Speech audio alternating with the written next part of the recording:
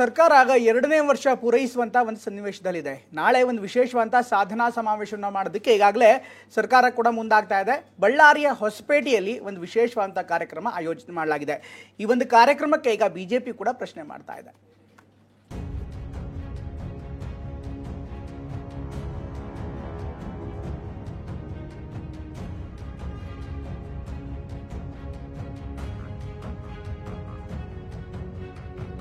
CM Siddaramaiah ನೇತೃತ್ವದ ಸರ್ಕಾರಕ್ಕೆ ನಾಳೆಗೆ 2 ವರ್ಷ.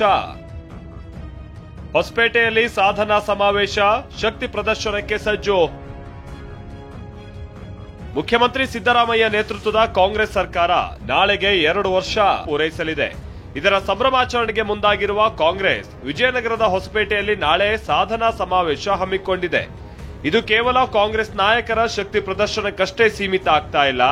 ಬದಲಿಗೆ 1 ಲಕ್ಷ ಫಲಾನುಭವಿಗಳಿಗೆ ಡಿಜಿಟಲ್ ಆಸ್ತಿ ಹಕ್ಕು ಪತ್ರ ವಿತರಿಸಲಾಗುತ್ತಿದೆ.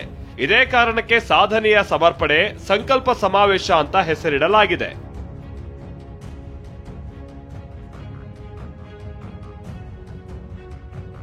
ದೆಹಲಿಯಿಂದ ನೇರವಾಗಿ ರಾಹುಲ್ ಆಗಮನ.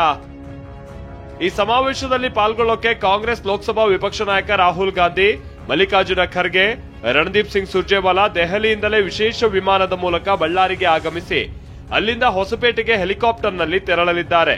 ಸಿಎಂ ಸಿದ್ದರಾಮಯ್ಯ, ಡಿಸಿಎಂ ಡಿಕೆ ಶಿವಕುಮಾರ್ ಸೇರಿದಂತೆ ಸಚಿವ ಸಂಪುಟದ ಎಲ್ಲ ಸಚಿವರು, ಕಾಂಗ್ರೆಸ್ನ ಶಾಸಕರುಗಳು, ಸಂಸದರುಗಳು ಸಮಾವೇಶದಲ್ಲಿ ಭಾಗಿಯಾಗಲಿದ್ದಾರೆ. 2 ವರ್ಷಗಳ ಸಾಧನೆ ಪಟ್ಟಿ ಮುಂದಿಡಲಿರುವ ಸರ್ಕಾರ. ನಾಳೆಯ ಸಾಧನಾ ಸಮಾವೇಶದಲ್ಲಿ ಸರ್ಕಾರ ತನ್ನ 2 ವರ್ಷಗಳ ಸಾಧನೆಯ ಪಟ್ಟಿಯನ್ನ ಜನರ ಮುಂದಿಡಲಿದೆ.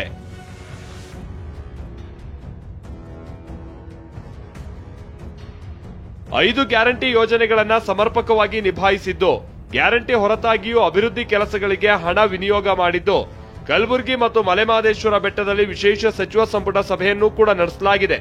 ಅಲ್ಲದೆ ದಶಕಗಳಿಂದ ನೆನೆಗುದಿಗೆ ಬಿದ್ದಿದ್ದ ಆರ್ಥಿಕ, ಶೈಕ್ಷಣಿಕ, ಸಾಮಾಜಿಕ ಸಮೀಕ್ಷೆಯನ್ನ ಮಂಡಿಸಲಾಗಿದ್ದು, ಬಿಬಿಎಂಪಿಯನ್ನ ಬದಲಾಯಿಸಿ ಗ್ರೇಟರ್ ಬೆಂಗಳೂರು ಅಥಾರಿಟಿ ಅಸ್ತಿತ್ವಕ್ಕೆ ತಂದಿದ್ದು, ಬೆಂಗಳೂರಿಗೆ ಬ್ರ್ಯಾಂಡ್ ಬೆಂಗಳೂರು ಅನ್ನೋ ಹೊಸ ನಾಮಧೇಯ ನೀಡಿದ್ದು, ಚನ್ನಪಟ್ಟಣ, ಶಿಗ್ಗಾವಿ, ಸಂಡೂರು 3 ಉಪಚುನಾವಣೆಯಲ್ಲಿ ಗೆದ್ದು ಬೀಗಿದ್ದೀವಿ.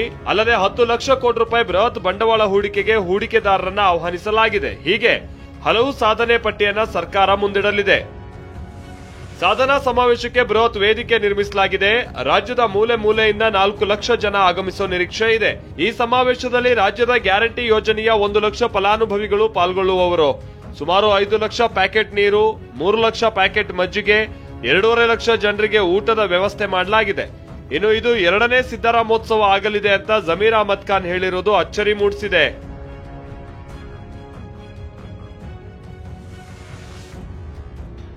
ಯಾವ ಪುರುಷಾರ್ಥಕ್ಕೆ ಸಮಾವೇಶ ಅಂತ ಬಿಜೆಪಿ ವಾಗ್ದಾಳಿ. ನಾಳೆಯ ಸರ್ಕಾರದ ಸಾಧನಾ ಸಮಾವೇಶ ವಿರುದ್ಧ ಬಿಜೆಪಿ ಹರಿಹಾಯ್ದಿದೆ. ಗ್ಯಾರಂಟಿಗಳು ಫೇಲ್ ಆಗಿವೆ, ಒಂದೇ ಒಂದು ಅಭಿವೃದ್ಧಿ ಕೆಲಸ ನಡೀತಾ ಇಲ್ಲ. ಹೀಗಿರುವಾಗ ಯಾವ ಪುರುಷಾರ್ಥಕ್ಕೆ ಈ ಸಮಾವೇಶ ಅಂತ ಕಿಡಿಕಾರಿದ್ದಾರೆ. ಇವತ್ತು ರಾಜ್ಯ ಸರ್ಕಾರ ದುಂದು ವೆಚ್ಚವನ್ನ ಮಾಡಿಕೊಂಡು ಏನೋ ಬಹಳ ಕಡದು ಕಟ್ಟೆ ಹಾಕಿದ್ದೇವೆ, ರಾಜ್ಯದಲ್ಲಿ ಕಿಸ್ತಿದ್ದೇವೆ ಅನ್ನೋ ರೀತಿಯಲ್ಲಿ ಇವತ್ತು ಸಾಧನಾ ಸಮಾವೇಶ ಮಾಡೋದಕ್ಕೇನು ಹೊರಟಿದ್ದಾರೆ. ಇವತ್ತು ರಾಜ್ಯದ ಜನ ನಗ್ತಾ ಇದ್ದಾರೆ. ಇವತ್ತು ಸರ್ಕಾರದ ಬಗ್ಗೆ, ಈ ಸರ್ಕಾರದ ನಡವಳಿಕೆ ಬಗ್ಗೆ ನಿಜವಾಗ್ಲೂ ಕೂಡ ನಾಡಿನ ಜನ ಇವತ್ತು ಟೀಕೆ ಮಾಡ್ತಾ ಇದ್ದಾರೆ. ಆದ್ರೂ ಕೂಡ ಇವರು ಬಂಡ ಸರ್ಕಾರ, ಇವರು ಯಾವುದೇ ಒಂದು ಅಭಿವೃದ್ಧಿ ಕೆಲಸ ಮಾಡದೇ ಇದ್ರು ಪರವಾಗಿಲ್ಲ, ಒಂದು ರೀತಿ ಜಾಹೀರಾತುಗಳನ್ನ ಕೊಡ್ಕೊಂಡು ಜಾಹೀರಾತಿನ ಸರ್ಕಾರ ಇದು. ಸಮಾವೇಶ ಏನು ಅಂದ್ರೆ, ನಾವು ಭ್ರಷ್ಟಾಚಾರಿಗಳು, ಎಟಿಎಂ ಸರ್ಕಾರ, ವಸೂಲಿ ಸರ್ಕಾರ, ಅದೇ ನಮ್ಮ ಸಾಧನೆ. ನಾವು ಭ್ರಷ್ಟಾಚಾರಿಗಳು, ತುಷ್ಟೀಕರಣದ ರಾಜಕಾರಣವನ್ನ ಮಾಡಿ ದಲಿತ ವಿರೋಧಿ ಸರ್ಕಾರ, ರೈತ ವಿರೋಧಿ ಸರ್ಕಾರವೇ ನಮ್ಮ ಸರ್ಕಾರ ಅಂತ ಈ ಸಾಧನಾ ಸಮಾವೇಶದಲ್ಲಿ ಜನಕ್ಕೆ ತಿಳಿಸುವಂತದ್ದು ಮಾಡ್ತಿದ್ದಾರೆ. ವಿವಿಧ ಅಗತ್ಯ ವಸ್ತುಗಳ ದರವನ್ನ ಏರಿಕೆ ಮಾಡಿದ್ದಾರೆ. ಯಾವತ್ತೂ ಇವರು ನಾನು ದರ ಏರಿಕೆ ಮಾಡಿದ್ದು ಅಂತ ಎದೆ ತಟ್ಕೊಳ್ಳಲ್ಲ, ಆದ್ರೆ ಅವರೇ ಏರಿಕೆ ಮಾಡಿದ್ದು. ಇನ್ನೊಂದು ಭ್ರಷ್ಟಾಚಾರ, ಅವ್ರು ಯಾವತ್ತೂ ಹೇಳ್ಕೊಳ್ಳಲ್ಲ.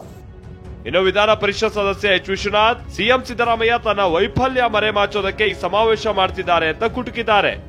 ಯಾಕೆ ನೀವೇನು ಕೆಲಸ ಮಾಡ್ತಾ ಇಲ್ವಲ್ಲ, ಅದರಿಂದ ಇದನ್ನು ಜನರ ಟೋಪಿ ಹಾಕೋದಕ್ಕೆ, ಜನರ ಮನಸ್ಸಿಂದ ನಿಮ್ಮ ಭ್ರಷ್ಟಾಚಾರ, ನಿಮ್ಮ ವೈಫಲ್ಯತೆಗಳನ್ನ ಮುಚ್ಚಾಕೋದಕ್ಕೆ ಈ ಸಾಧನಾ ಸಮಾವೇಶ ಮಾಡ್ತಾ ಇದ್ದೀರಾ.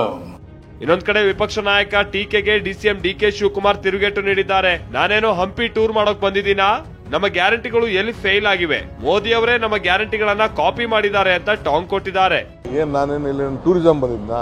ಇದು ಟೂರಿಸಂ, ಇದು ಟೂರಿಸಂ ಅಲ್ಲ. ಇಲ್ಲಿ ಬಂದಿರೋದು ಹಂಪೆ ಟೂರಿಸಂ ಬಂದಿಲ್ಲ. ಇದು ಜನರ ಬದುಕನ್ನು ನೋಡ್ತೀವಿ. ಪಾಪ ಅವ್ರು ವಿರೋಧ ಪಾರ್ಟಿಲಿದ್ದಾರೆ, ಅವ್ರು ಟೀಕೆ ಮಾಡಲಿಲ್ಲ ಅಂದರೆ ಅವ್ರಿಗೆ ಅಶೋಕ್ ಇಬ್ರಿಗೂ ಅವ್ರಿಗೆ ಸಮಾಧಾನ ಆಗೋದಿಲ್ವಲ್ಲ, ಇಲ್ಲ ಅವ್ರ ಸ್ಥಾನಕ್ಕೆ ಧಕ್ಕೆ ಬರ್ತದಲ್ಲ. ಅವರು ನಾವು ಕಾಂಗ್ರೆಸ್ ಗ್ಯಾರಂಟಿ, ಅವರು ಮೋದಿ ಗ್ಯಾರಂಟಿ ಮಾಡಿದ್ರು, BJP ಗ್ಯಾರಂಟಿ ಮಾಡಲಿಲ್ಲ. ಅವರು ಮೋದಿ ಗ್ಯಾರಂಟಿ ಕೊಟ್ಟು ಅವರು ಎಲ್ಲ ಸ್ಟೇಟಲ್ಲೂ ಶುರು ಮಾಡಿದ್ರು. ಈಗ ಮಹಾರಾಷ್ಟ್ರಲ್ಲಿ ಏನಾಗ್ತಾ ಇದೆ, ರಾಜಸ್ಥಾನಲ್ಲಿ ಏನಾಗ್ತಾ ಇದೆ, ಡೆಲ್ಲಿಲಿ ಏನು ಮಾಡಿದ್ರು, ಮಧ್ಯಪ್ರದೇಶಲ್ಲಿ ಏನು ಮಾಡಿದ್ರು, ಹರಿಯಾಣದಲ್ಲಿ ಏನು ಮಾಡಿದ್ರು, ನಮ್ಮ ಕಾಪಿ ಮಾಡಿದ್ರು. ಇದೆಲ್ಲದರ ನಡುವೆ ಬಿಜೆಪಿ ಕಾಂಗ್ರೆಸ್ ಡ್ಯೂಟಿ, ಕರ್ನಾಟಕ ಲೂಟಿ ಅನ್ನೋ ಪೋಸ್ಟರ್ ಗಳನ್ನ ಬಿಡುಗಡೆ ಮಾಡಿದ್ದು ಸರ್ಕಾರದ ವೈಫಲ್ಯಗಳ ಬಗ್ಗೆ ಚಾರ್ಜ್ ಶೀಟ್ ರಿಲೀಸ್ಗೆ ನಿರ್ಧರಿಸಿದೆ. ಪ್ರಸನ್ನ ಗಾಂವ್ಕರ್, TV9 ಬೆಂಗಳೂರು.